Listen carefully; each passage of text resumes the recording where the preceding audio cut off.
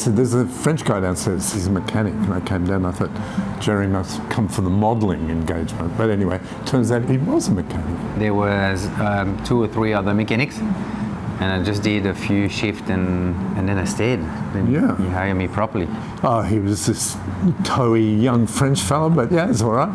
It was only when I got to know him that I got to understand his intelligence and a grasp of what it was that we were doing. That was fantastic. I did a couple of weeks of trial shift with the guys downstairs in the workshop, and then they called me up in the head office to sit down with the workshop manager and Ben Monroe. It was very nice. He was super nicely spoken, very calm and softly spoken to me. It was very welcoming.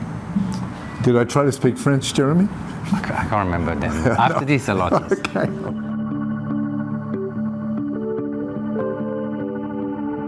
The years went on crazy fast, and the work was fantastic. I never looked back. Focused on the job. I've learned the English. I went to TAFE courses many nights. I think the first time I really realized I'm in for a lot longer is at the 10-year anniversary of my hiring, when we went for a beautiful lunch. You had become part of the furniture by that stage, Yeah. Jeremy. You weren't going anywhere if we had anything to do with it.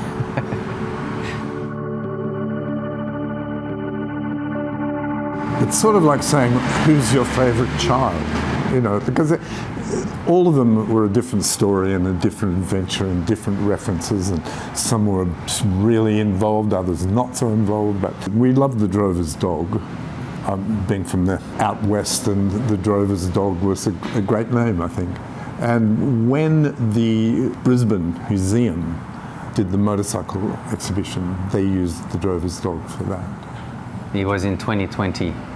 You and Kabi were there. We took the photo before they took it to the museum. Yeah. And I went to see the show. It was fantastic. It was very nice. I thought I knew everything.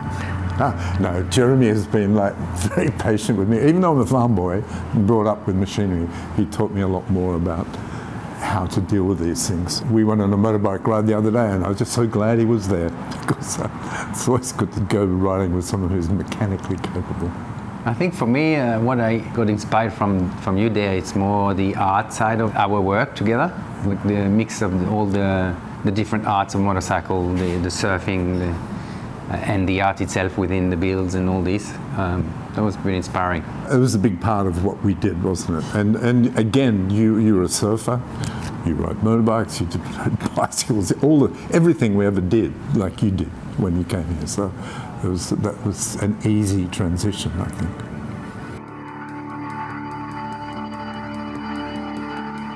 Mistakes, we've made a few, but then again, too few to mention. I don't know, Jeremy, what would you say? Well, Complete disaster. No, I don't think we have a complete disaster. We definitely had some ideas for builds or for work, or from customers that turned sometimes in the wrong direction, which we were able to often and most of the time stop or adjust and correct it.